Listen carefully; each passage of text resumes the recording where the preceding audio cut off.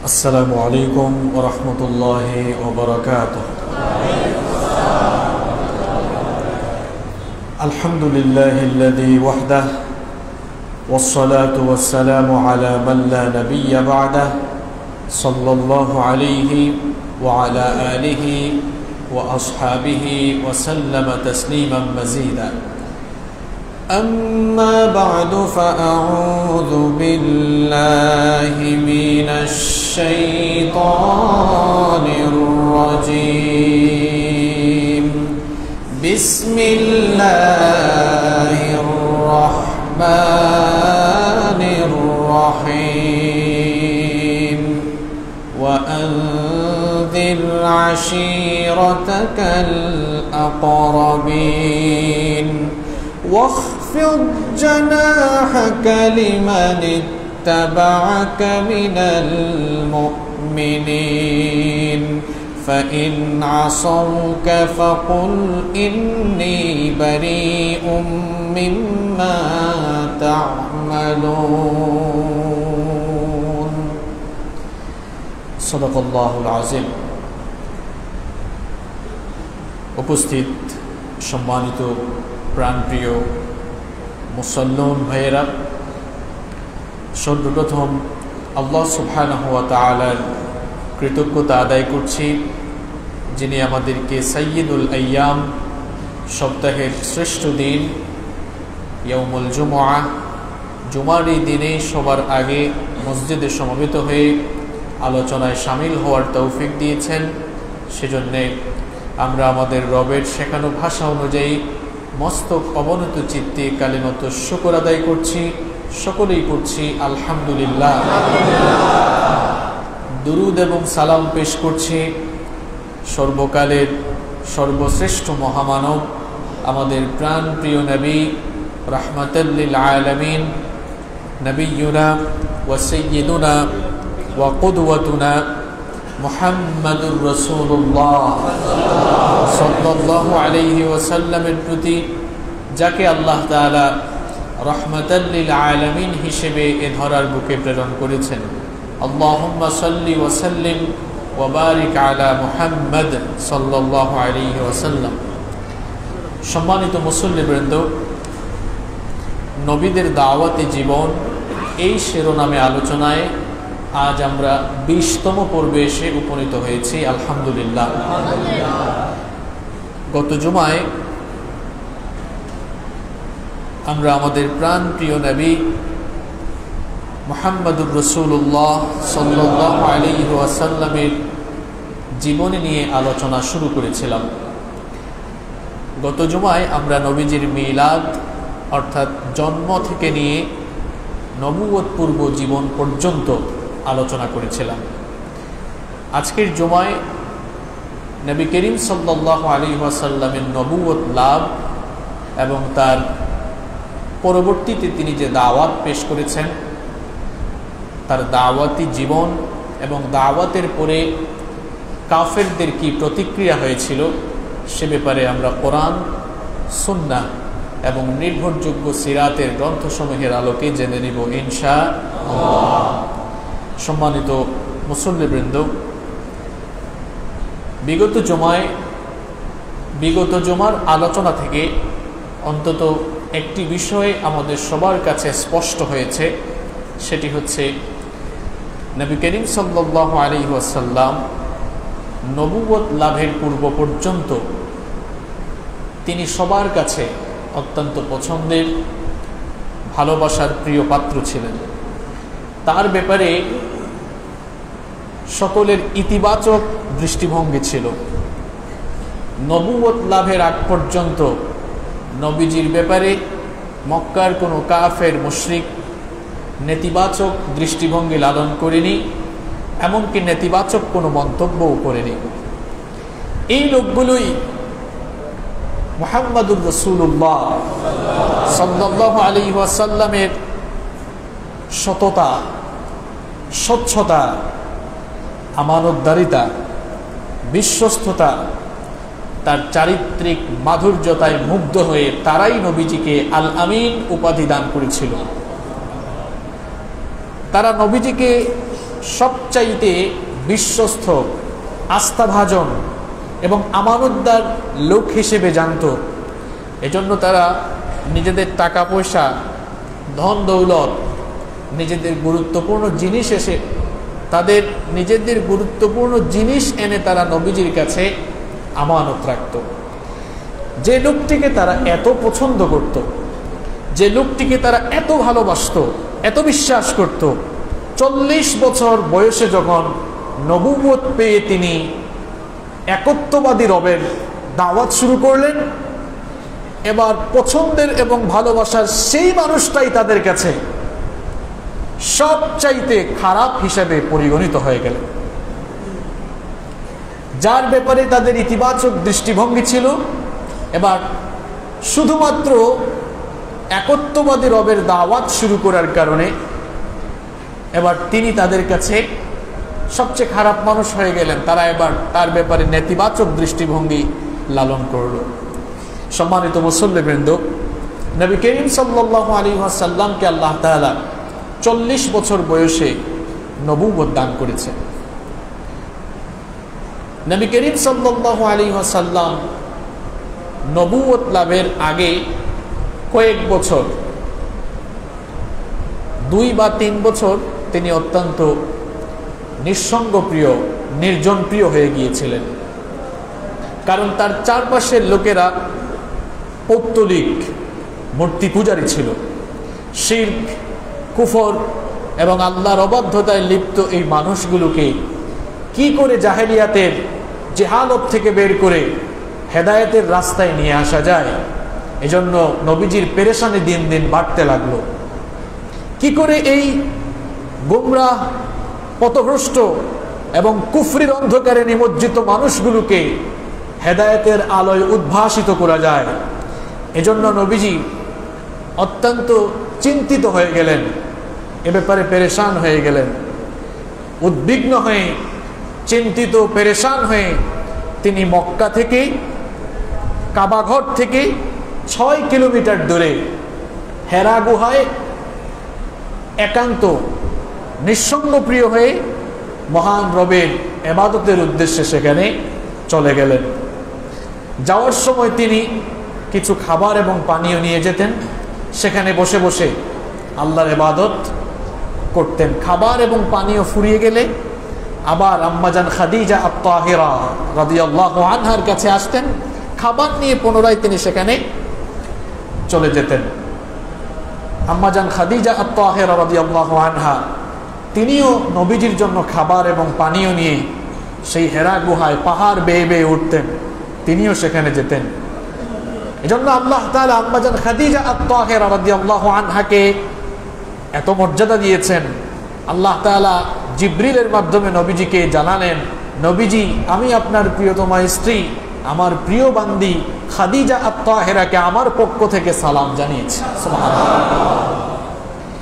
নবী করিম সাল্লাল্লাহু আলাইহি ওয়াসাল্লাম 40 বছর বয়সে নবুয়ত প্রাপ্ত হলেন। তার কাছে সাইয়েদনা জিবরিল ওহী নিয়ে সশরীরে আসার আগে থেকেই নবুয়তের কিছু লক্ষণ প্রকাশিত হলো। তিনি যে নবী, তার কিছু লক্ষণ প্রকাশিত হওয়া আরম্ভ করল। সেটা কিভাবে? নবুয়তের প্রথম দিকে 6 মাস সত্য স্বপ্নের মাধ্যমে তাকে আল্লাহ তাআলা অনেক কিছু জানিয়ে দিয়েছেন। তিনি স্বপ্ন দেখতেন এবং তার সেই স্বপ্ন বাস্তবে রূপ হতো। নবীদের স্বপ্ন কি আমাদের স্বপ্নের মতো ফালতু এবং সাধারণ স্বপ্ন? আপনি স্বপ্ন দেখেন, একটা হয় আরেকটা, কিন্তু নবীদের স্বপ্ন এটা শুধু স্বপ্ন নয়, নবীদের স্বপ্ন হলো ওয়াহী। এটা কার পক্ষ থেকে আসে? নবুয়তের প্রথম 6 মাস সত্য স্বপ্নের মাধ্যমে রব্বুল আলামিন তার কাছে ওয়াহী পাঠাতেন, যা ছিল নবুয়তের 23 বছরের জীবনের ক্যালকুলেটরে হিসাব করলে হবে 46 ভাগের 1 ভাগ। 46 ভাগের 1 ভাগ। নবী করিম সাল্লাল্লাহু আলাইহি ওয়াসাল্লামের সামনে নবুয়তের কিছু লক্ষণাদি স্পষ্ট হলো। তিনি কিছু আওয়াজও শুনতে পেতেন। যেমন নবীজি তার নিজের ভাষায় বলছেন, নবুয়ত পাওয়ার আগে মক্কার একটি পাথর মক্কার একটি পাথর আমাকে সালাম দিয়েছিল আর তার সালাম আমি শুনতে পেয়েছিলাম। সুবহানাল্লাহ। পাথরের ভাষা কি আপনি বুঝবেন? কিন্তু নবীজি বুঝতেন, কারণ বুঝার যোগ্যতা তাকে দিয়েছেন কে? মুসলিম শরীফের হাদিস, عن جابر بن سمرة رضي الله عنه قال قال رسول الله صلى الله عليه وسلم إني لأعرف حجرا بمكة كان يسلم علي قبل أن أبعث। জাবির বিন সামুরা রাদিয়াল্লাহু আনহু হাদিসটি বর্ণনা করেছেন। রাসূল করিম সাল্লাল্লাহু আলাইহি ওয়াসাল্লাম বলেছেন, মক্কায় এমন একটি পাথর রয়েছে যেই পাথরকে আমি চিনি, নবুয়তের আগে এই পাথর আমাকে সালাম দিয়েছিল এবং সেই পাথরের সালামের জবাবও তিনি শুনতে পেয়েছিলেন। সুবহানাল্লাহ। এভাবে নবুয়তের লক্ষণাদি তার সামনে প্রকাশ পেল। নবী করিম সাল্লাল্লাহু আলাইহি ওয়াসাল্লাম মক্কার দূরে হেরা গুহার মধ্যে আল্লাহর সান্নিধ্যে নির্জনতা প্রিয় হয়ে আল্লাহর ইবাদতে মত্ত রইলেন। বাড়ি থেকে তিনি যাওয়ার সময় খাবার আর পানীয় নিয়ে যেতেন। সেই খাবার আর পানীয় যখন ফুরিয়ে যেত, আবার তিনি বাড়িতে এসে কিছু খাবার আর পানীয় নিয়ে পুনরায় তিনি হেরা গুহায় চলে যেতেন। এইভাবে করে হেরা গুহায় তিনি ধ্যানে মগ্ন থাকলেন। রমজানের মাস চলে আসলো। রমজান মাসের শেষ দশকে লাইলাতুল কদর, কদরের রাতে এবার হঠাৎ করে নবীজির কাছে সশরীরে সাইয়েদনা জিবরিলের আগমন হলো। নবীজি এর আগে কোনোদিন সাইয়েদনা জিবরিল আমিনকে সশরীরে দেখেন নাই। সাইয়েদনা জিবরিল আমিনের 600টি ডানা রয়েছে। সশরীরে সাইয়েদনা জিবরিল আসলেন। সাইয়েদনা জিবরিল আমিনকে দেখার পরে নবী করিম সাল্লাল্লাহু আলাইহি ওয়াসাল্লাম ভীত বিহ্বল হয়ে গেলেন, ভয় পেয়ে গেলেন। বুখারীর বর্ণনা এসেছে, আম্মা জান আয়েশা রাদিয়াল্লাহু আনহা এই হাদিস বর্ণনা করেছেন, ফাজাআহুল মালাক, ফেরেশতা আসলো। সাইয়েদনা জিবরিল আসলেন। সাইয়েদনা জিবরিল এসে বললেন, ফাকালা ইকরা, নবীজিকে বললেন ইকরা, রিড, পড়ো। ফাকালা রাসূলুল্লাহ সাল্লাল্লাহু আলাইহি ওয়াসাল্লাম, নবীজি তখন বললেন, মা আনা বিকারি, আমি তো পড়তে জানি না। জিবরিল আমিন তখন নবী করিম সাল্লাল্লাহু আলাইহি ওয়াসাল্লামকে খুব জোরে চেপে ধরলেন। নবীজি বলছেন, আমি যখন বললাম আমি পড়তে জানি না, সাইয়েদনা জিবরিল আমাকে ফাআখাযানি ফাগাত্তানি হাত্তা বালাগা মিন্নিল জুহুদ, সাইয়েদনা জিবরিল আমাকে এমন জোরে চেপে ধরলেন, আমার নিঃশ্বাস বন্ধ হয়ে যাওয়ার উপক্রম হয়ে গিয়েছিল, আমার খুব কষ্ট হচ্ছিল। সুম্মা আরসালানি, তারপরে তিনি আমাকে ছেড়ে দিলেন। ছেড়ে দেওয়ার পর তিনি পুনরায় বললেন, ইকরা, পড়ো। তখনও আমি বললাম, মা আনা বিকারি, আমি তো পড়তে পারি না, আমি তো পড়তে জানি না। নবীজি এই কথা বলার পরে নবীজি বলছেন, ফাআখাযানি ফাগাত্তানি সানিয়া, সাইয়েদনা জিবরিল আমাকে পুনরায় সজোরে চেপে ধরলেন। আমাকে যখন তিনি সজোরে চেপে ধরলেন, আবারও আমার খুব কষ্ট হচ্ছিল। তারপরে তিনি আমাকে ছেড়ে দিয়ে বললেন, ইকরা, পড়ো। আমি তাকে বললাম, মা আনা বিকারি, আমি তো পড়তে পারি না, আমি পড়তে জানি না। নবীজি বলছেন, সাইয়েদনা জিবরিল আমাকে আবার তৃতীয়বার সজোরে চেপে ধরলেন। তৃতীয়বার আমাকে সজোরে চেপে ধরে বললেন, আমাকে তৃতীয়বার সজোরে চেপে ধরলেন, আমার খুব কষ্ট হচ্ছিল। সুম্মা আরসালানি, তারপরে আমাকে ছেড়ে দিলেন। আমাকে ছেড়ে দেওয়ার পরে তিনি তেলাওয়াত করে শোনালেন, ইকরা বিসমি রাব্বিকাল্লাযী খালাক, খালাকাল ইনসানা মিন আলাক, ইকরা ওয়া রাব্বুকাল আকরামুল্লাযী আল্লামা বিল কলম, আল্লামাল ইনসানা মা লাম ইয়ালাম। এগুলো কোন সূরার আয়াত? হ্যাঁ, সবাই বলেন। সূরাতুল আলাক। সূরাতুল আলাকের প্রথম 5টি আয়াত নাজিল হলো, ইকরা বিসমি রাব্বিকাল্লাযী খালাক, পড়ুন আপনার রবের নামে যিনি আপনাকে সৃষ্টি করেছেন। খালাকাল ইনসানা মিন আলাক, যিনি মানুষকে জমাট বাঁধা রক্তপিণ্ড থেকে সৃষ্টি করেছেন।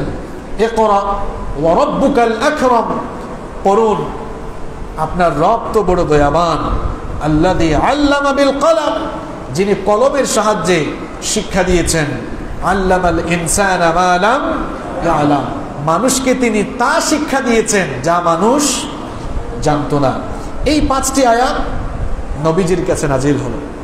এর আগে সশরীরে জিবরিল আমিনকে নবীজিকে কখনো দেখেছেন? দেখেন নাই। নবীজির কাছে জীবনে প্রথমবার জিবরিল এসেছেন। সাইয়েদনা জিবরিলকে তিনি সশরীরে নিজের চোখে প্রথম দেখলেন, ভয় পেয়ে গেলেন। 5টি আয়াত তার উপরে নাজিল হলো। ভীত বিহব্বল হয়ে তিনি এবার বাড়িতে ছুটে গেলেন।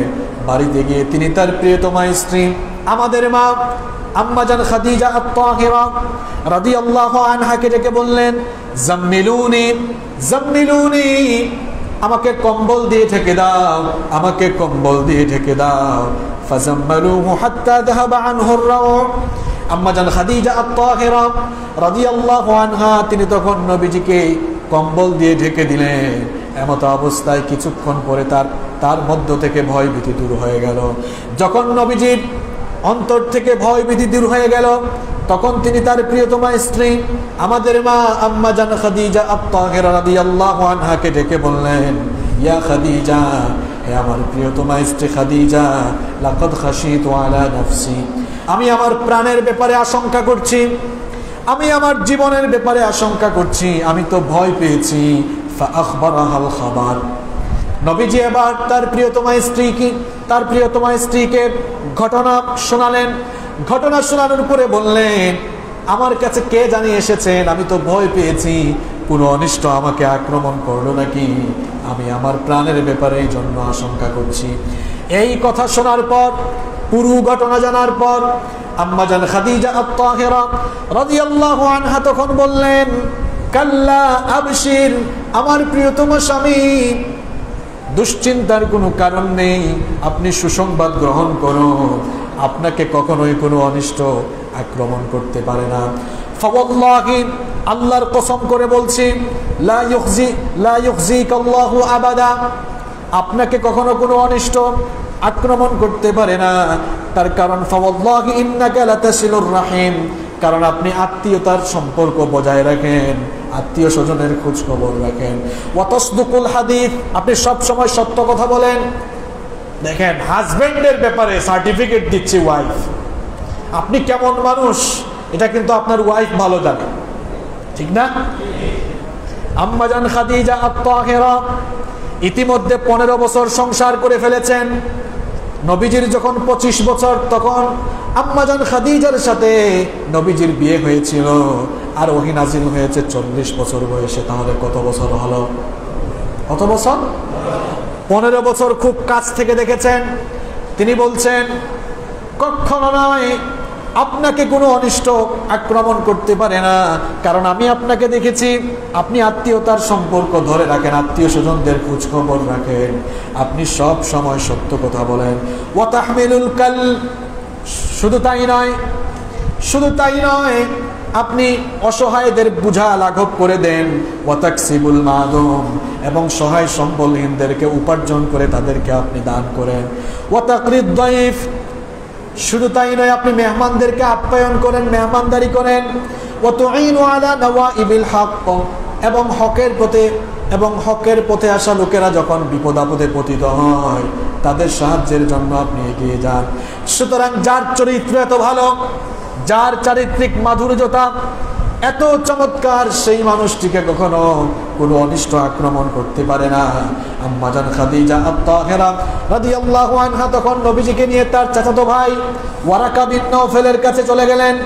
ওয়ারাকা বিন নাওফেল তিনি জাহিলি যুগে খ্রিস্টান ধর্ম গ্রহণ করেছিলেন, এবং তিনি তিনি ইনজিলের বড় একজন পণ্ডিত ছিলেন।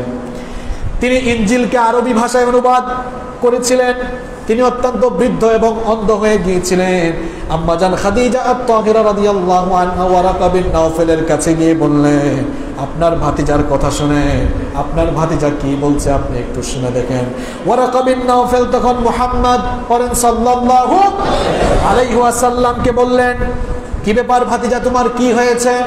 নবীজি তখন পুরো ঘটনা শোনালেন যেভাবে হেরা গুহায় তার উপরে ওহী নাযিল হয়েছিল, পুরো ঘটনা ওয়ারাকা বিন নাওফেলকে শোনালেন। ওয়ারাকা বিন নাওফেল এই ঘটনা শোনার পর তিনি বললেন, হাদান নামুস, এটা তো নামুস, এটা ওই ফেরেশতা আল্লাযী উনজিলা আলা মূসা, যা ইতিপূর্বে মূসা আলাইহিস সালামের কাছে রব্বুল আলামিন পাঠিয়েছিলেন। মূসা আলাইহিস সালামের কাছে যেই ফেরেশতা জিবরিল এসেছিলেন, ওই ফেরেশতা তোমার কাছে এসেছে। এটাকে তুমি কোনো জিন ভূত মনে করো না, তিনি হচ্ছেন আল্লাহর প্রেরিত ফেরেশতা, তিনি তোমার কাছে এসেছেন এবং তোমাকে আল্লাহ নবী বানাবেন, এই জন্যই তিনি ওই ফেরেশতা দিয়ে তোমার কাছে ওহী নাযিল করেছেন। ওয়ারাকা বিন নাওফেল তখন আফসোস করে বললেন, লাইতানি, হায় আফসোস, তিনি তখন বললেন, লাইতানি ফিহা জাযান, লাইতানি আকুনু হাইয়ান, আমার আফসোস হচ্ছে আমি যদি এখন যুবক হতাম, আমি যদি হায়াত পেতাম, তোমার লোকেরা, তোমার স্বজনের, তোমার লোকেরা, তোমার স্বজাতির লোকেরা যখন তোমাকে মক্কা থেকে বিতাড়ন করবে, তোমাকে যখন তোমার এলাকা থেকে বের করে দিবে, আমি যদি থাকতাম তাহলে আমি তোমাকে সবচাইতে বেশি সহযোগিতা করতাম। এই কথা শুনে নবীজি তাকে প্রশ্ন করলেন, আমি কি মক্কা থেকে বের হয়ে যাব নাকি? আমাকে কি এরা বের করে দিবে নাকি? তিনি অবাক হয়ে গেলেন, কারণ যেই লোকেরা 40 বছর তাকে এত ভালোবাসা দিয়েছে, এই লোকেরা তাকে বের করে দিবে, এটা তিনি বিশ্বাস করতে পারছিলেন না। এই জন্য তিনি বললেন, সত্যি কি এরা আমাকে বের করে দিবে নাকি? সত্যি কি বের করে দিবে নাকি? ওয়ারাকা বিন নাওফেল বললেন, অবশ্যই বের করে দিবে, কারণ তোমার পূর্বে পৃথিবীতে যারাই এই দায়িত্ব পেয়েছেন তাদের বেশিরভাগ ক্ষেত্রে এমন হয়েছে, তাদের স্বজাতির লোকেরা তাদের নবীকে এলাকা থেকে বের করে দিয়েছে এবং নবীরাও হিজরত করতে বাধ্য হয়েছে, ঠিক কি না?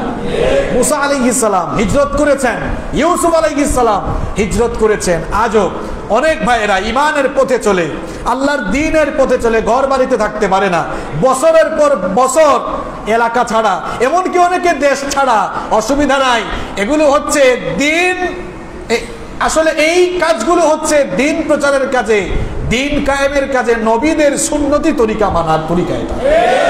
কারণ নবীরা এরকম এলাকা ছাড়া হয়েছেন, নবী তো মক্কা ছেড়ে মদিনায় হিজরত করেছেন, মূসা আলাইহিস সালাম মিশর ছেড়ে মাদিয়ান গিয়েছেন, ইউসুফ আলাইহিস সালাম কেনান ছেড়ে মিশরে গিয়েছেন। এরকম হিজরতের ইতিহাস নবীদের আছে না নাই?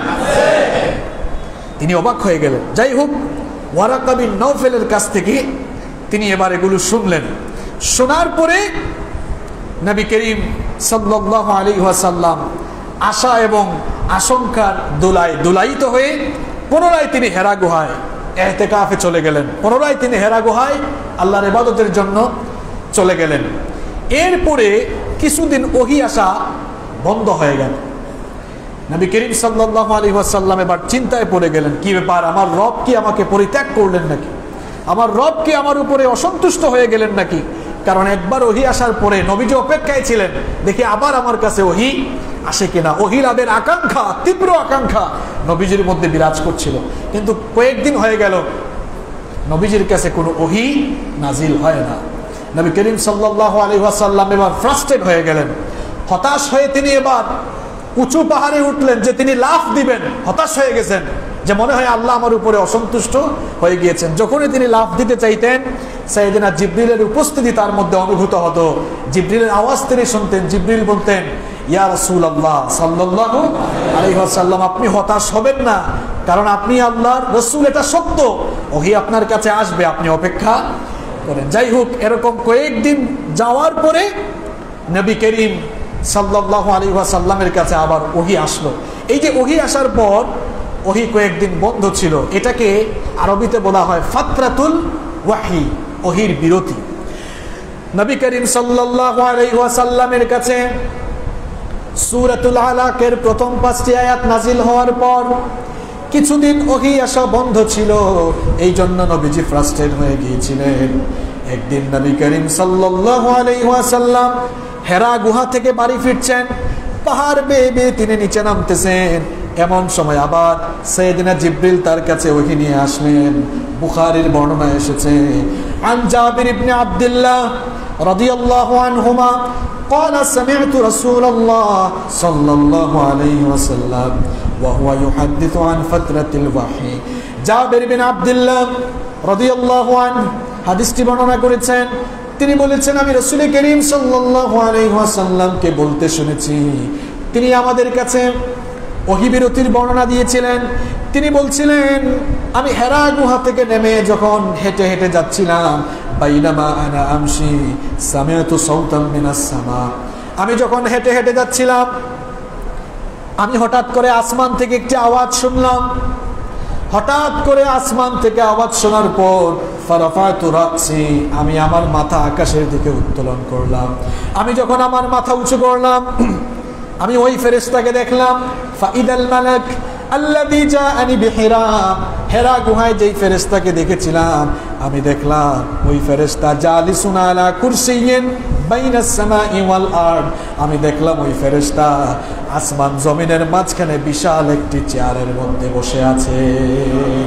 পুনরায় যখন আমি এটা দেখলাম, ফাজাসিস্তু মিনহু রুবান, আমি তখন ভয় পেয়ে মাটিতে পড়ে যাওয়ার, মাটিতে লুটে পড়ে যাওয়ার উপক্রম হয়ে গেলাম। ফারাজাতু, আমি বাড়ি ফিরে গেলাম।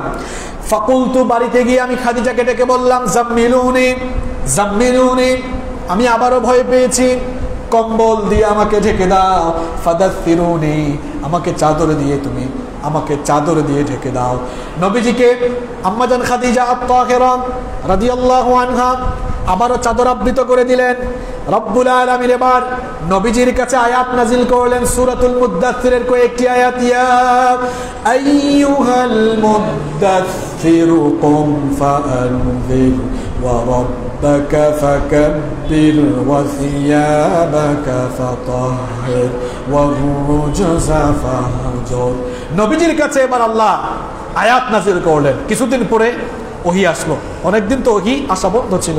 ইয়া আইয়ুহাল মুদ্দাসসির, আল্লাহ তাআলা বললেন, হে বস্ত্রাবৃত ব্যক্তি, চাদর আবৃত ব্যক্তি, কুম, ওঠো, ফাআনযির, শুয়ে থাকলে হবে না, মানুষকে সতর্ক করো, সাবধান করো।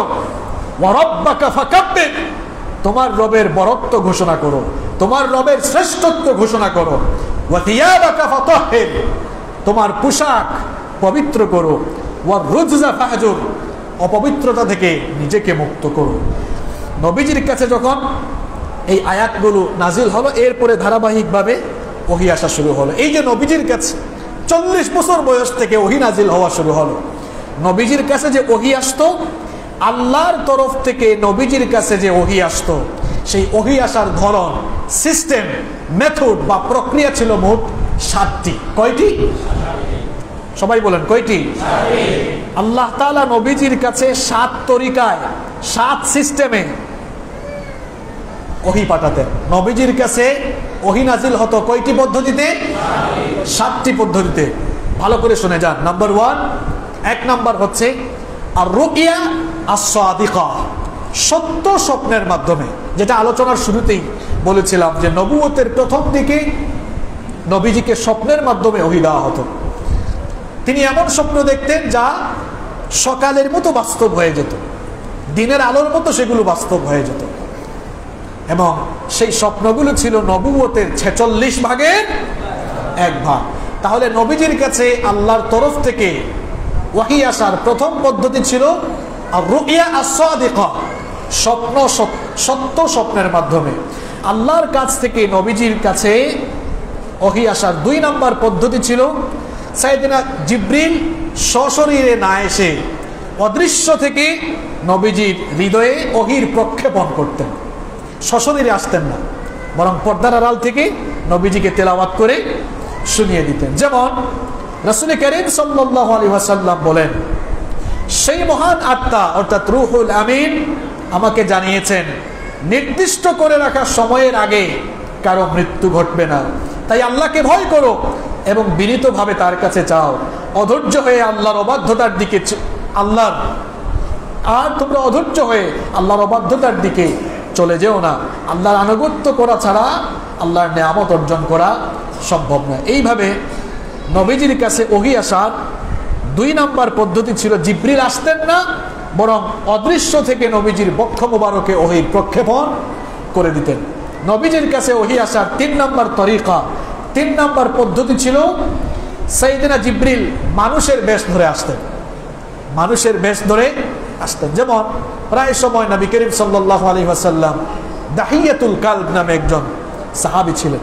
তিনি দেখতে খুব সুন্দর ছিলেন, সুশ্রী গঠন ছিল তার, দেখতে খুব সুন্দর ছিলেন। ওই সাহাবীর বেশ ধরে মাঝে মাঝে আসতেন। যেমন হাদিসে জিব্রিল নামে একটি হাদিস আমাদের কাছে বিখ্যাত পরিচিত, এই যে ইসলাম কি, ঈমান কি, ইহসান কি, এই হাদিসটি নবীজিকে শুনিয়েছিলেন সাইয়েদিনা জিব্রিল দাহিয়াতুল কালবের বেশ ধরে, এবং নবীজি পরে সাহাবীদেরকে জানিয়েছিলেন যে আমার কাছে যিনি এসেছিলেন তিনি হচ্ছেন সাইয়েদিনা জিব্রিল। তাহলে নবীজির কাছে ওহী আসার 3 নম্বর পদ্ধতি ছিল জিব্রিল মানুষের বেশ ধরে মাঝে মাঝে নবীজির কাছে ওহী নিয়ে আগমন করতেন। নাম্বার 4, 4 নম্বর হচ্ছে মাঝে মাঝে নবীজির কাছে ঘণ্টা ধ্বনির মতো আওয়াজ করে ওহী নাজিল হতো, এবং এই প্রক্রিয়াটি ছিল অত্যন্ত কঠিন। এই পদ্ধতিতে যখন নবীজির উপরে ওহী নাজিল হতো, নবীজির তখন কষ্ট অনুভব হতো, কষ্ট ফিল হতো, এবং প্রচন্ড শীতের দিনে নবীজির শরীর থেকে ঘাম বের হয়ে যেত, এত কষ্ট হতো তার। এই পদ্ধতিতে ঠন ঠন করে আওয়াজ হতো, ঠন ঠন করে আওয়াজ, ঘণ্টা ধ্বনির মতো আওয়াজ করে যখন নবীজির উপরে ওহী নাজিল হতো, নবীজির শরীরের ওজন বেড়ে যেত। নবীজি তার ওজন বেড়ে যাওয়ার কারণে তখন এমন অবস্থা হতো, যেমন যায়েদ বিন সাবিত রাদিয়াল্লাহু আনহু বলছেন, হাদিসটি বুখারীতে এসেছে, একদিন নবীজি আমার সাথে বসা ছিলেন, আসন গেড়ে বসলে দেখবেন একজনের হাঁটুর সাথে আরেকজনের হাঁটু লাগতে পারে। তো যায়েদ বিন সাবিতের পায়ের সাথে নবীজির পা লাগানো ছিল। এমন অবস্থায় নবীজির উপরে ওহী নাজিল হলো, নবীজির শরীরের ওজন বেড়ে গেল। আর যায়েদ বিন সাবিত বলছেন যে আমার পায়ের সাথে, আমার পায়ের উপরে নবীজির পা মোবারক ছিল। আমার কাছে তখন মনে হলো যে ওহীর ভারে নবীজির শরীরের ওজন এত বেড়ে গিয়েছিল, আমার পায়ের উপরে নবীজির পা থাকার কারণে মনে হচ্ছিল আমার রান যেন দুমড়ে মুচড়ে ছিঁড়ে যাচ্ছে। আল্লাহু আকবার। এই প্রক্রিয়াটি ছিল অত্যন্ত কঠিন। এই প্রক্রিয়ায় ওহী নাজিল হলে নবীজির খুব কষ্ট অনুভব হতো। নবীজির কাছে ওহী নাজিল হওয়ার 5 নম্বর পদ্ধতি ছিল সাইয়েদিনা জিব্রিল তার নিজের আকৃতিতে সশরীরে নবীজির সামনে আসতেন। এটিও ছিল ওহী নাজিল হওয়ার আরেকটি পদ্ধতি। নাম্বার 6, নবীজির কাছে ওহী আসা 6 নম্বর পদ্ধতি ছিল একেবারে সরাসরি আল্লাহ তাআলা নবীজির কাছে ওহী নাজিল করতেন। যেমন মেরাজের রাতে আল্লাহ তাআলা তার হাবিবকে তার সান্নিধ্যে নিয়ে গিয়ে আল্লাহ তাআলা তার হাবিবের সাথে কথা বলেছেন, এবং সেখানেই কথা বলে নামাজ ফরজ করে দিয়েছেন। সুবহানাল্লাহ।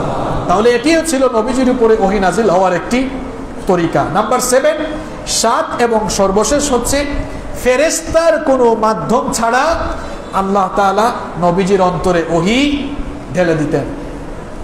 এই 7টি পদ্ধতিতে নবীজির কাছে ওহী নাজিল হতো। সম্মানিত মুসল্লিবৃন্দ, তাহলে নবীজির কাছে সর্বপ্রথম হেরা গুহায় ওহী নাজিল হয়েছিল। এরপরে কয়েকদিন ওহী আসা বন্ধ ছিল, যেটাকে বলা হয় ফাতরাতুল ওয়াহী। তারপরে সূরাতুল মুদ্দাথির নাজিল হলো। আল্লাহ তাআলা বললেন, ইয়া আইয়ুহাল মুদ্দাথির, হে বস্ত্রাবৃত ব্যক্তি, কুম ফাআনদির, উঠুন, লোকদেরকে সতর্ক করুন।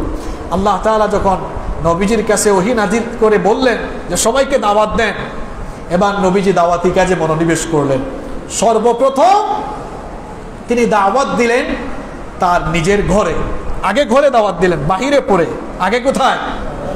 ঘরে। সবার আগে তিনি তার নিজের ঘরে নিজেরই স্ত্রী আমাদের মা আম্মাজান খাদিজা আত-তাহিরা রাদিয়াল্লাহু আনহাকে তিনি দাওয়াত দিলেন। দাওয়াত দেওয়ার পরে খাদিজা রাদিয়াল্লাহু আনহা কি কোনো প্রকার দ্বিধাবোধ করেছেন? নবী করিম সাল্লাল্লাহু আলাইহি ওয়াসাল্লাম সবার আগে তার নিজের প্রিয়তমা স্ত্রী আমাদের মা আম্মাদান খাদিজা আত-তাহিরা রাদিয়াল্লাহু আনহাকে দ্বীনের দাওয়াত দিলেন। খাদিজা আত-তাহিরা রাদিয়াল্লাহু আনহার কাছে দাওয়াত পেশ করার পর আম্মাজান খাদিজা আত-তাহিরা রাদিয়াল্লাহু আনহা তিনি কোনো প্রকার দ্বিমত করলেন না, তিনি কোনো প্রকার বাড়াবাড়ি করলেন না। নবীজির কাছ থেকে দাওয়াত পাওয়ার পর তিনি বললেন, প্রিয়তম স্বামী আমার, দীর্ঘদিন আপনার সঙ্গে সংসার করেছি, 15টি বছর আমি আপনাকে কাছ থেকে দেখেছি, আমি আপনাকে কাছ থেকে দেখার কারণে আপনার চরিত্র সম্পর্কে আমি সবচাইতে ভালো জানি। আপনার চরিত্র দেখে, আপনার চরিত্র পর্যবেক্ষণ করে আমার কাছে এমনিতেই মনে হয়েছে এটা কোনো সাধারণ মানুষের চরিত্র হতে পারে না। নিঃসন্দেহে এটি নবুয়তের চরিত্র, নিঃসন্দেহে আপনি আল্লাহর প্রেরিত পয়গাম্বর, আপনি আল্লাহর নবী। এই জন্য আমি কোনো প্রকার দেরি না করে কালেমা পড়ে মুসলমান হয়ে যাচ্ছি। লা ইলাহা ইল্লাল্লাহু মুহাম্মাদুর রাসূলুল্লাহ সাল্লাল্লাহু আলাইহি ওয়াসাল্লাম। আম্মাজান খাদিজাতুল কুবরা রাদিয়াল্লাহু আনহা মুসলমান হয়ে গেলেন। এরপরে নবীজি তার সবচাইতে কাছের এবং প্রিয় বন্ধু, নাম কি? সবাই বলেন নাম কি? আবু বকর রাদিয়াল্লাহু আনহুর কাছে গেলেন। আবু বকর রাদিয়াল্লাহু আনহু তখন মক্কার ধনাঢ্য ব্যবসায়ী ছিলেন। তিনি নবীজির চাইতে বয়সে 2 বছরের ছোট ছিলেন। বাল্যকাল থেকেই তারা খুব কাছের বন্ধু ছিলেন। এবার বলেন তো, বাল্যকাল থেকেই যারা বন্ধু, একজনের চরিত্র সম্পর্কে আরেকজন জানে কিনা? নবীজি এবার তার সবচাইতে কাছের এবং প্রিয় বন্ধুর কাছে গেলেন। আপনার চরিত্র কেমন আপনার কাছের বন্ধুও কিন্তু জানে না? নবীজি আবার তার কাছের বন্ধু, প্রিয় বন্ধু আবু বকর রাদিয়াল্লাহু আনহুর কাছে গেলেন। সাইয়েদনা আবু বকরকে গিয়ে বললেন, ও আমার প্রিয় বন্ধু, আমার কাছে জিবরিল এসেছিলেন, ওহী নাজিলের ঘটনা শোনালেন। তিনি বললেন, আমাকে তো আল্লাহ তাআলা রিসালাত দিয়েছেন, আমি তোমার কাছে দ্বীনের দাওয়াত পেশ করছি, তুমি কি দাওয়াত কবুল করবে নাকি? সাইয়েদনা আবু বকর রাদিয়াল্লাহু আনহু নবীজির জবান মোবারক থেকে এই কথা শুনে বললেন, প্রিয় বন্ধু আমার, ছোটবেলা থেকে আমি আপনাকে দেখেছি, আপনার এই অসাধারণ চরিত্র, এটি প্রমাণ করে এটি কোনো সাধারণ মানুষের চরিত্র হতে পারে না, নিঃসন্দেহে এটি নবুয়তের চরিত্র। এই জন্য আমি কোনো প্রকার সন্দেহ পোষণ করা ছাড়াই কালেমার ঘোষণা দিলাম, লা ইলাহা ইল্লাল্লাহু মুহাম্মাদুর রাসূলুল্লাহ সাল্লাল্লাহু আলাইহি ওয়াসাল্লাম। তিনিও মুসলমান হয়ে গেলেন। এরপরে নবীজি তার চাচাতো ভাই শেরে খুদা সাইয়েদনা আলী ইবনে আবি তালিব তার কাছে গেলেন। তিনিও দাওয়াত কবুল করলেন। কোন বর্ণনায় পাওয়া যায় তখন তার বয়স ছিল 10 বছর, আবার কোন রওয়ায়াতে পাওয়া যায় 8 বছর। তিনিও ইসলাম কবুল করলেন। এবার নবীজির পালক পুত্র যায়েদ ইবনুল হারিসা, তাকে নবীজি দাওয়াত দিলেন। তিনি জাহেলে যুগে দাস হিসাবে বিক্রি হয়েছিলেন। এরপরে আম্মাজান খাদিজা আত-তাহিরা রাদিয়াল্লাহু আনহা, তিনি যায়েদ ইবনুল হারিসাকে নবীজির কাছে সুপর্দ করেছিলেন। নবীজি যায়েদ ইবনুল হারিসাকে তার নিজের পালক পুত্রের মতো স্নেহ মমতা ভালোবাসা দিতেন। আর যায়েদ ইবনুল হারিসা নবীজির কাছে আসার পর, নবীজির সান্নিধ্যে আসার পরে তার পরিবারের লোকেরা নবীজির কাছে এসেছিল। নবীজির কাছে এসে বলেছিল, আমরা যায়েদকে আমাদের ঘরে ফিরিয়ে নিতে চাই, তাকে আমরা বাড়ি নিয়ে তাকে তার ধন সম্পদের ভাগও দিতে চাই। নবীজি তখন বললেন, তোমরা যেহেতু আমার কাছে এসেছ, যায়েদ যদি তোমাদের সাথে যেতে চায় তাহলে আমার কোনো আপত্তি নাই, তবে যায়েদ যদি তোমাদের সাথে যেতে না চায় তাহলে আমি এমন মানুষ নই যে কেউ আমার কাছে থাকতে চাইবে আর আমি জোর করে তাকে আমার কাছ থেকে তাড়িয়ে দিব, আমি এমন মানুষ নই। নবীজি যায়েদকে ডাকলেন, ডেকে বললেন, তোমার পরিবারের লোকেরা এসেছে, তারা তোমাকে নিতে চাচ্ছে। পরিবারের লোকেরা বললেন, তোমার সাথে যা হয়েছে তা সব ভুলে যাও, বাড়িতে ফিরে চলো, সম্পদের ভাগ দেওয়া হবে, সবকিছুতে ভাগ দেওয়া হবে, তোমার অধিকার ফিরিয়ে দেওয়া হবে।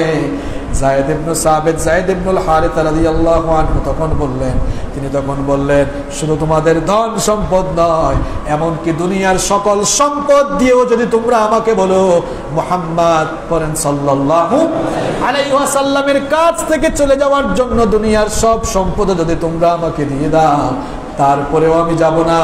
কারণ এই লোকটার কাছে আমি যে ভালোবাসা পেয়েছি, যে আচরণ তার কাছ থেকে আমি পেয়েছি, গোটা দুনিয়ার সমস্ত সম্পদ দিয়ে দিলেও আমি তার কদম মোবারক ছেড়ে চলে যেতে পারবো না। নবীজি তাকেও দাওয়াত দিলেন, তিনিও ইসলাম গ্রহণ করে মুসলমান হয়ে গেলেন। সুবহানাল্লাহ। একে একে নবীজি তার আশপাশের লোকদেরকে দাওয়াত দিলেন।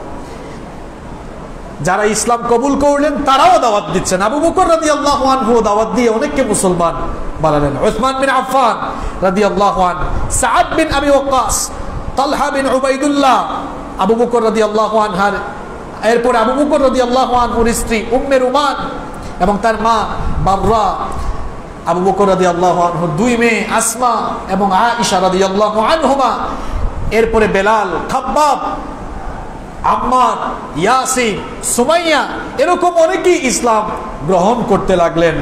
অনেকগুলো সিরাতের গ্রন্থে এসেছে যে এইভাবে করে প্রাথমিক অবস্থায় প্রায় 130 জন ইসলাম কবুল করলেন।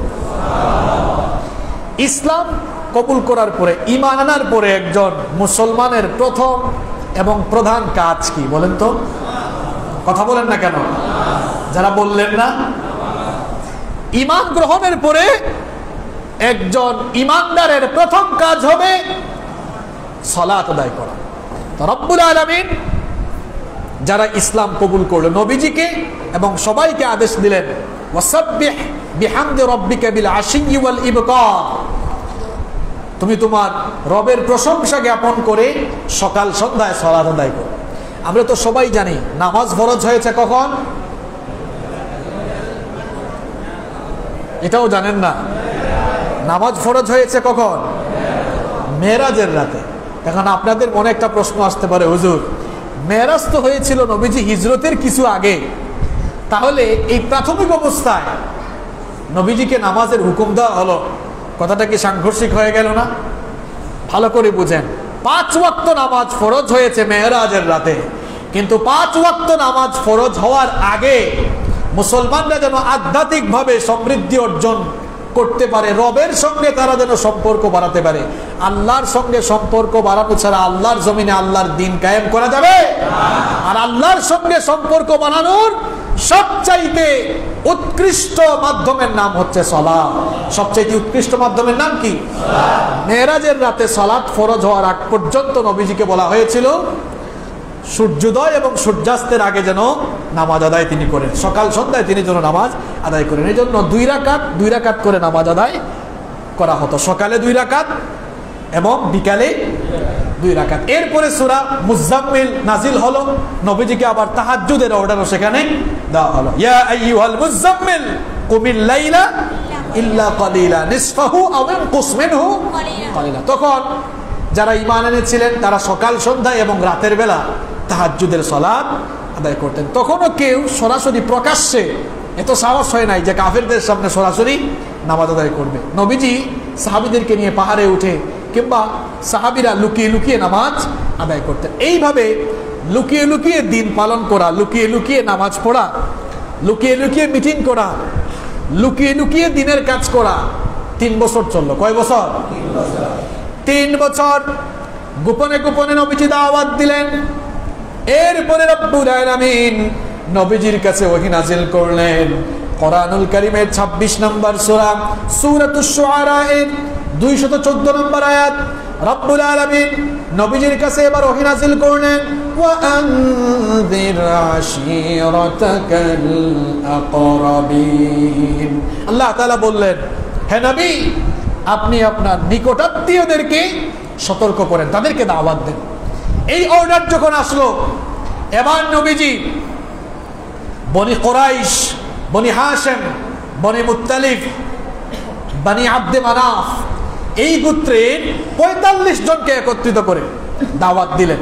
তাদেরকে বুঝালেন যে তোমরা নিজেরা নিজের হাত দিয়ে মূর্তি তৈরি করে এগুলোর ইবাদত করো, এগুলো তো আসলে তোমাদেরকে যে কোনো কিছু দিতে সক্ষম নয়, বরং অক্ষম। বুঝাতে লাগলেন এবং একত্ববাদী রবে দাওয়াত দিলেন। আবু লাহাব এটা শোনার পরে বলল, আমার ভাতিজার মাথা খারাপ হয়ে গেছে, এতদিন যা ঠিকঠাক ছিল এখন মাথা খারাপ হয়ে গেছে। ভাতিজা তুমি যা বলেছো চুপ হয়ে যাও আজকে থেকে, এগুলো আর বলিও না, বললে গোটা আরব তোমার বিরুদ্ধে খেপে উঠবে, তখন কিন্তু আমরা তোমাকে আর রক্ষা করতে পারবো না। নবীজি তার যে চাচার আশ্রয়ে ছিলেন ওই চাচার নাম কি? কথা বলেন না কেন? আবু তালেব। আবু তালেব আবার নবীজিকে অনেক প্রোটেকশন দিয়েছে। আবু তালেব বললেন যে ভাতিজা তোমার কথাগুলো শুনে তো বড় ভালোই লেগেছে, তুমি যে কাজ করছো অসুবিধা নাই, করে যাও, আমি তোমার সাথে আছি। তবে বনি মুত্তালিবের ধর্মটা আমার ছাড়তে মন চায় না। মানে তোমাকে আমি সাপোর্ট দিব, কিন্তু আসলে আমি আমার ধর্মও ছাড়তে পারবো না। নবীজি দাওয়াত দিচ্ছেন, এবার আস্তে আস্তে বিরোধিতা শুরু হলো। এরপরে রব্বুল আলামিন নবীজির কাছে আয়াত নাজিল করলেন, ফাসদাউ বিমা তুমারু ওয়া আরিদ আনিল মুশরিকিন। আল্লাহ তাআলা বললেন, হ্যাঁ নবী, তোমাকে যে ব্যাপারে আদেশ দেওয়া হয়েছে, যে ব্যাপারে নির্দেশ দেওয়া হয়েছে, অর্থাৎ তোমাকে যে দিনের দাওয়াতের জন্য অর্ডার দেওয়া হয়েছে, ব্যাপকভাবে দাওয়াত দাও এবং মুশরিকদের থেকে মুখ ফিরিয়ে নাও। ব্যাপকভাবে দাওয়াত দাও, অর্থাৎ এখন থেকে সরাসরি দাওয়াত দাও। এই আদেশ পাওয়ার পরে নবীজি এবার সফা পাহাড়ে উঠলেন। সফা পাহাড়ে উঠে দিয়ে এবার দাওয়াত দিবেন। সফা পাহাড়ের নাম শুনেছেন নাকি? কোন দেশে এটা? মক্কায়। আপনারা যখন হজ করতে যান, সাফা মারওয়ায়, হজে যান, উমরায় যান, কয়বার সাই করতে হয়? 7 বার। শুধু দৌড়াদৌড়ি করে তো চলে আসেন, এই সাফা মারওয়ার ইতিহাসও জানেন না। নবীজিকে যখন সরাসরি প্রকাশ্যে দাওয়াত দেওয়ার হুকুম দেওয়া হলো, এবার নবীজি সাফা পাহাড়ে গেলেন। বুখারী শরীফের হাদিস, এটা কিচ্ছা আর কাহিনী না। নবীজি এবার সাফা পাহাড়ে উঠলেন। সাফা পাহাড়ে উঠে তিনি বললেন, ইয়া সাবাহা। তৎকালীন আরবে কেউ যদি কোনো গুরুত্বপূর্ণ বিষয়ে সংবাদ দিত কিংবা আসন্ন কোনো বিপদ সম্পর্কে কাউকে সতর্ক করত, তাহলে পাহাড়ে উঠে ইয়া সাবাহা বলে সম্বোধন করত। এই সম্বোধন শুনলে সবাই বুঝতো মনে হয় কোনো গুরুত্বপূর্ণ খবর আছে। নবীজি এই জন্য সাফা পাহাড়ে উঠে বললেন, ইয়া সাবাহা। নবীজি বললেন ইয়া সাবাহা, সাবধান হও, হুঁশিয়ার হয়ে যাও। নবীজি এই কথা বলে সম্বোধন করার পরে সকল কাফের মুশরিকরা এবার সাফা পাহাড়ের চতুর্দিকে জড়ো হলো। সবাই সবার কাজকর্ম ফেলে দিয়ে সাফা পাহাড়ের চতুর্দিকে এবার জড়ো হয়ে গেল, সমবেত হয়ে গেল। সবাই সমবেত হওয়ার পর নবীজি বললেন, আরাআইতাকুম লাউ আখবারতুকুম আন্না খায়রাম বিল ওয়াদি তুরিদু আন তুগীরা আলাইকুম আকুনতুম মুসাদ্দিকিয়া। নবীজি তখন বললেন, আমি যদি তোমাদেরকে বলি এই পাহাড়ের অপর প্রান্তে অশ্বারোহী সেনাদল তোমাদেরকে আক্রমণের জন্য প্রস্তুতি নিয়েছে, তাহলে আমার কথা কি তোমরা বিশ্বাস করবে নাকি? সবাই তখন সমস্বরে বলল, ক্বালু নাআম। তারা বলল, হ্যাঁ, তোমার কথা তো বিশ্বাস করতেই হবে। তার কারণ হলো, মা জাররাবনা আলাইকা ইল্লা সিদকা, তোমাকে কোনোদিন আমরা মিথ্যা বলতে শুনি নাই, সুতরাং তুমি বললে আমরা এক বাক্যে সবাই মেনে নিব, বিশ্বাস করব।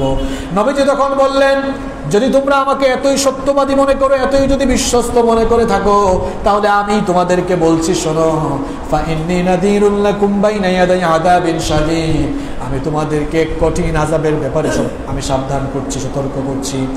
তোমরা আল্লাহর সাথে শিরক, কুফর আর অবাধ্যতায় যেভাবে লিপ্ত হয়েছো, যদি এগুলো বর্জন করে একত্ববাদী রবের ইবাদত না করো, তাহলে তোমরা আল্লাহর গজবে নিপতিত হয়ে যাবে, জাহান্নাম অবধারিত হয়ে যাবে। সুতরাং সব কিছুর ইবাদত ছেড়ে দিয়ে একত্ববাদী রবের ইবাদত করা শুরু করো। আমাকে আল্লাহ রিসালাত দিয়েছেন, আমার রিসালাত মেনে নাও, আমার উপরে ঈমান আনো। এই কথা শোনার পরে বিশ্বনবীর আপন চাচা আবু লাহাব তেলে বেগুনে জ্বলে উঠলো। সে তখন সবার আগে বলে উঠলো, মা জামাআতানা ইল্লা লিহাদা, এইসব আবুল তাবুল কথা বলার জন্য কি আমাদেরকে এখানে ডেকে নিয়ে এসেছো নাকি? তোমার কি কোনো কাজ নাই নাকি? মুহাম্মদ, তুমি তো আমাদের সময় নষ্ট করেছো। তাব্বাল্লাকা ইয়া মুহাম্মদ, মুহাম্মদ তুমি ধ্বংস হও। নাউযুবিল্লাহ। নবীজিকে তিরস্কার করলো, ভৎসনা করলো, নবীজিকে গালি দিল। নবীজিকে গালি দেওয়ার পরে আল্লাহর শানে গিয়ে সেটা লাগলো। এই জন্য রাব্বুল আলামিন সঙ্গে সঙ্গে আবু লাহাবের সেই তিরস্কারের রিপিট করে আবু লাহাবের নামে এবার সূরা নাজিল করলেন, তাব্বাত ইয়াদা আবি লাহাবিন ওয়া তাব মা আগনা আনহু মালুহু ওয়া মা কাসাব সায়াসলা নারান যাতা লাহাবিন ওয়া ইমরাআতুহু হাম্মালাতাল হাতাব في جيدها حبل من مسد।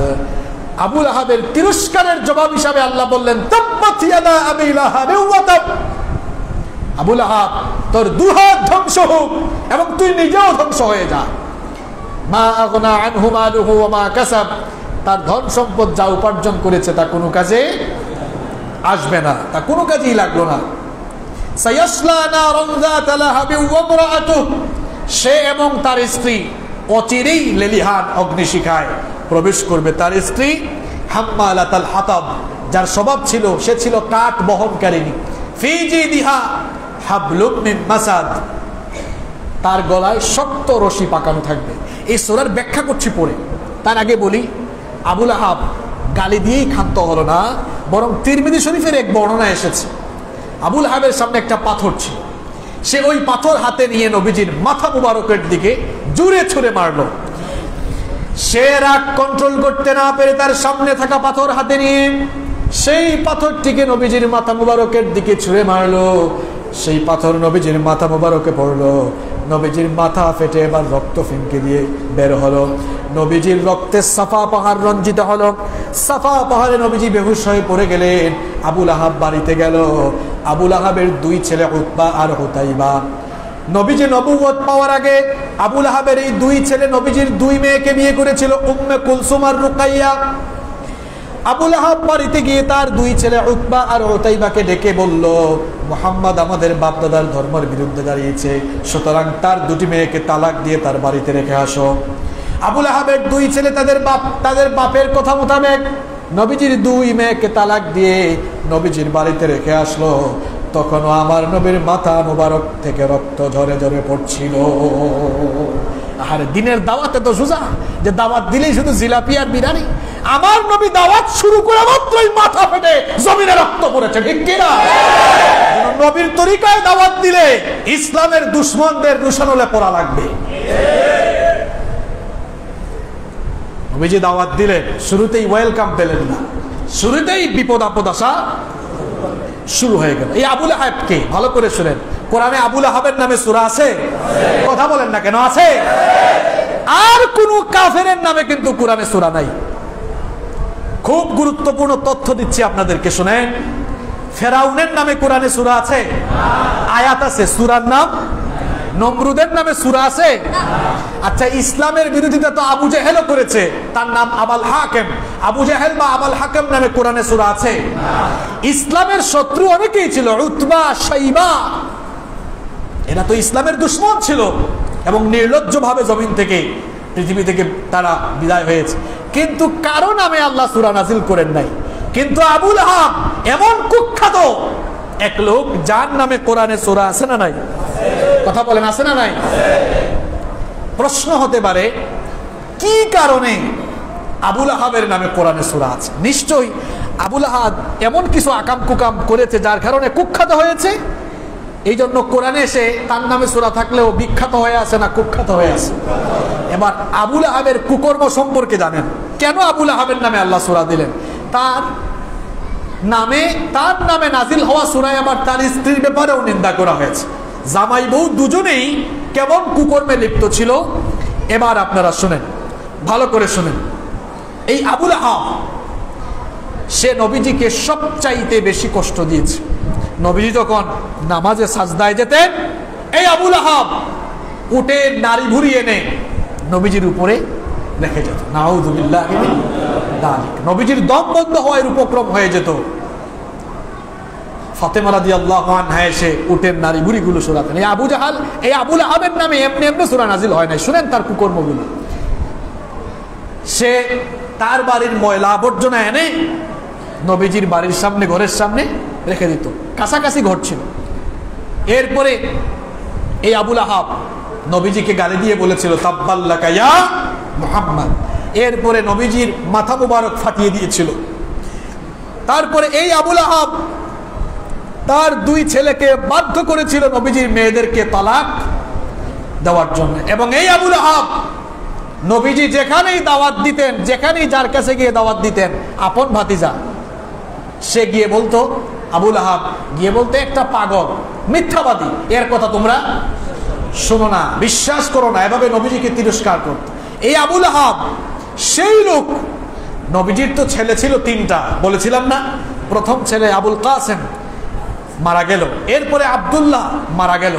আব্দুল্লাহ যখন মারা গেল, এখন ভাতিজার ছেলে মারা গেছে, আনন্দ হওয়ার কথা নাকি সুখ প্রকাশ করার কথা?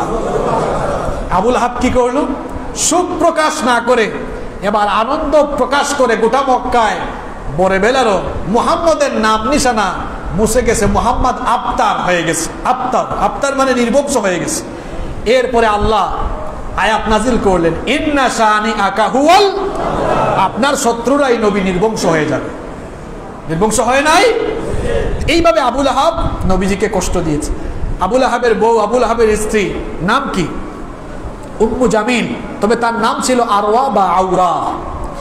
এই উম্মু জামিল সেও খুব বাঁকা স্বভাবের নারী ছিল। সে প্রত্যেক দিন কোরআনে সূরা আল-আহজাবে তার ব্যাপারে কি বলা হয়েছে? হাম্মালাতাল, সবাই বলেন হাম্মালাতাল। আপনারা তো কোরআন পড়েন, অর্থ যদি বুঝতেন তাইলে তো মজা লাগতো। হাম্মালাতাল হাতাব, আল্লাহ তাআলা বলছেন এই আবু জাহালের স্ত্রী সে ছিল কাঠ বহনকারিণী। কেন তাকে কাঠ বহনকারিণী এই আয়াতে বলা হলো? মুফাসসিরগণের ব্যাখ্যায় দুইটা অর্থ দিয়েছেন। কয়টা অর্থ?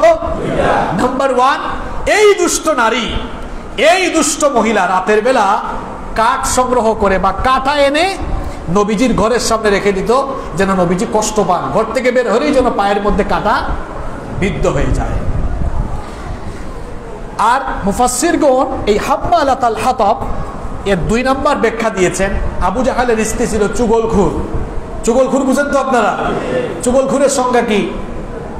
একজনের কথা আরেকজনের কাছে লাগায়। এই পাহাড়তলিতে এগুলা নাই? আছে মানে এগুলো অনেক বেশি আছে, এই জন্য তো এত জঞ্জাল, এত কেসাল, তাই না? তো হাম্মালাতাল হাতাব, আরবিতে একটি প্রবাদ এরকম আছে, হাম্মালাতাল হাতাব এরকম একটি প্রবাদ আছে যে, আচ্ছা কাঠের কাজ কি? কাঠের মধ্যে আপনি যদি আগুন ধরায় দেন কি হবে?